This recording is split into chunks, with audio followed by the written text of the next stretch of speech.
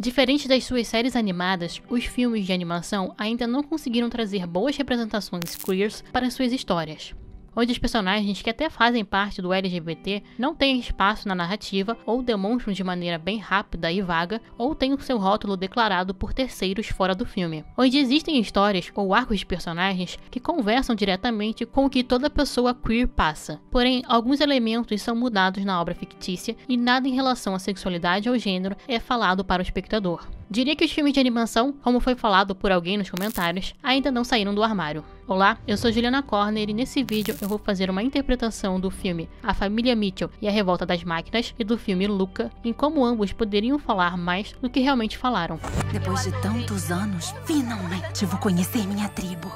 Vamos começar com quem estreou primeiro, A Família Mitchell e a Revolta das Máquinas, da Sony Pictures Animation. O filme, como o nome sugere, tem um tema sobre família, começando a narrativa falando justamente sobre a família perfeita e em como as pessoas querem ter esse tipo de família. Família e comunidade LGBT, por algum motivo, sempre parecem estar em conflito. Afinal, temos que manter a tradicional família, de pai, mãe e filhos. Se tem uma ideia conservadora de uma família perfeita, e mesmo os Mitchells, que compõem esses elementos desse padrão, não estariam nesse perfeccionismo, a qual a Kate Mitchell se descreve como a maioria das pessoas LGBTs começam se descrevendo. Eu sempre me senti meio diferente dos outros. Eu nunca me enturmei.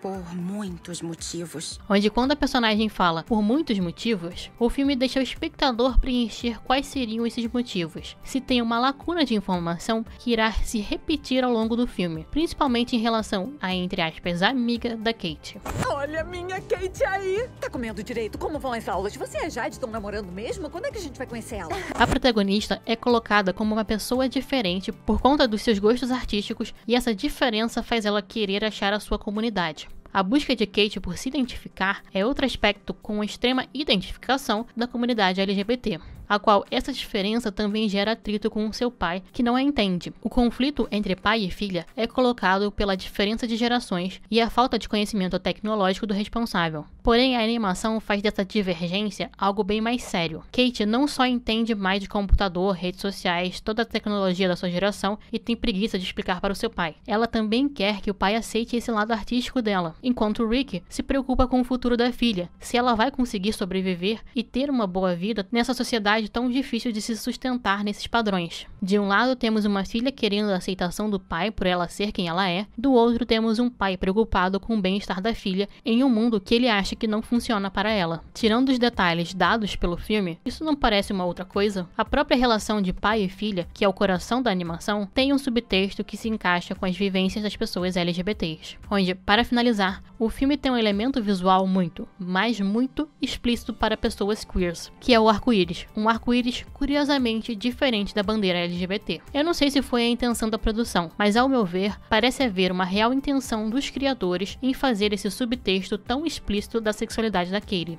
O que eu acho que foi o oposto do outro filme do vídeo. Acho que Luca não tinha realmente a intenção de falar com essa comunidade. Algumas pessoas nunca vão aceitar ele.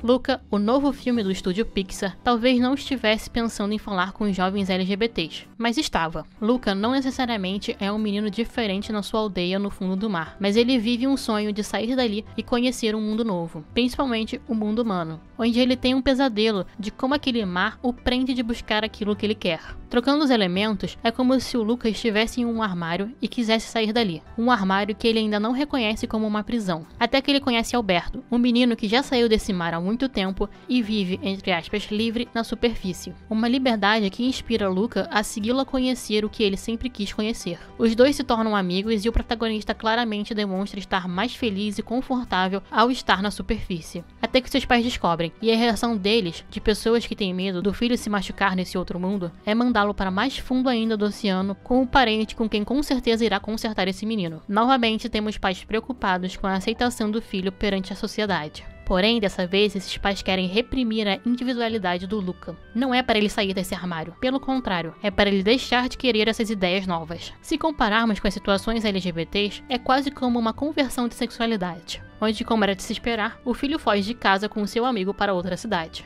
O relacionamento do Luca com o Alberto é muito bonito. Claramente é o Alberto quem traz a liberdade para o Luca. No seu sonho, o protagonista só cai novamente na água que o aprisiona quando ele percebe que o garoto não está mais com ele. Silêncio, Bruno! Quando eles chegam na cidade, não poderia ser mais claro que os dois não seriam aceitos por ali por serem monstros marinhos. E que eles seriam perseguidos justamente pelo menino mais padrão daquela cidade e que quando eles têm um conflito, a primeira coisa que fazem é separar os meninos. Onde claramente eles são salvos pela sapatã raivosa, quero dizer, a Julieta. O ciúme que o Alberto tem pela Julia no meio do filme pode sim ser só de amizade, mas a relação que os meninos têm também dá espaço para um chip, principalmente porque o sonho deles sempre envolveram os dois. Na Vespa, são os dois juntos conhecendo o mundo, onde o Hercule volta a confrontá-los no meio da noite em uma rua, quando eles estão juntos, gritando: Ninguém quer vocês aqui, idiote! Que é bem parecido com a violência que homens gays sofrem, uma violência bem mais física e uma fala comum direcionada às pessoas LGBTs. Até que temos a grande revelação de que eles são monstros marinhos e o protagonista, ao invés de se juntar ou defender o parceiro, faz o que às vezes acontece com as pessoas da comunidade, que é de se juntar aos agressores e denunciar os seus colegas para se proteger da retaliação. Com isso, descobrimos a verdade sobre a família do Alberto, que assim como a família de Luca, queria mandá-lo para longe, mas ao invés de mandá-lo para o fundo do mar, o abandonaram na superfície. Alberto seria aqueles que foram expulsos de casa por serem quem são. Até que vem a grande revelação dos dois para a cidade, que acontece quando Luca perde o medo de se revelar para salvar Alberto. Os quais os dois são aceitos quando eles deixam de serem classificados como os monstros marinhos e se tornam Luca e Alberto. Onde nem vão falar daquelas senhorinhas também se revelando no final. São claramente um casal que foi na onda da liberdade dos jovens. Assim como Alberto libertou Luca em sair do mar, Luca libertou Alberto em sair da sua ilha, e ambos se ajudaram a serem eles mesmos, como normalmente as pessoas da comunidade tendem a fazer uma pela outra, mesmo que não sejam um casal. Mas pelo amor de Deus, né? Alberto e Luca têm a clássica cena de casais que se separam em um trem, de um correndo atrás do outro, então tem um chip aí. As outras vão. E parece que ele sabe encontrar as pessoas boas. Ok, a família Mitchell e Luca conversam com o público LGBT+, substituindo o que seria uma sexualidade ou gênero por um cineasta e um monstro marinho. O primeiro me pareceu ter essa intenção, o segundo me pareceu ser mais a interpretação do espectador, porém que não o torna menos válido. A minha questão é, na família Mitchell, Aaron, o irmão mais novo, tem um interesse romântico bem explícito. Por que Kate não tem? Se havia uma intenção cheia de arco-íris em conversar com o público LGBT+, por que não fazer sem ser uma alegoria, sem ser uma interpretação que teria que ser feita? Então digo para a história seguir o dilema sobre a sexualidade da protagonista, o que seria até bem-vindo, mas ao menos demonstrar que ela tinha essa menina que ela estava gostando, assim como o irmão. Nos meus comentários, viviam perguntando: Juliano, o que você achou da representação LGBT em A Família Mitchell? E eu respondo com outra pergunta: que representação? Luca poderia ser perfeitamente uma história sobre um menino gay ou um menino trans, que tem que encontrar o seu lugar no mundo e enfrentar pessoas que nunca irão aceitá-lo. O esqueleto para essa história está no filme, mas as pessoas parecem aceitar bem mais um monstro marinho do que outro ser humano.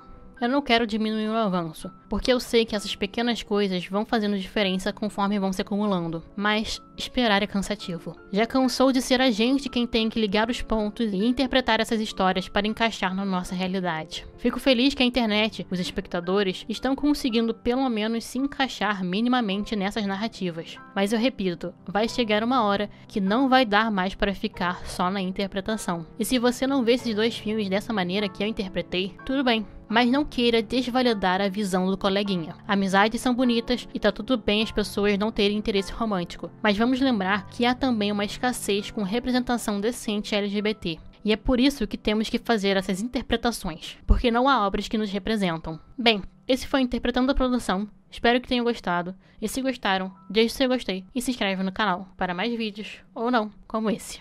Eu sou Juliana, e até!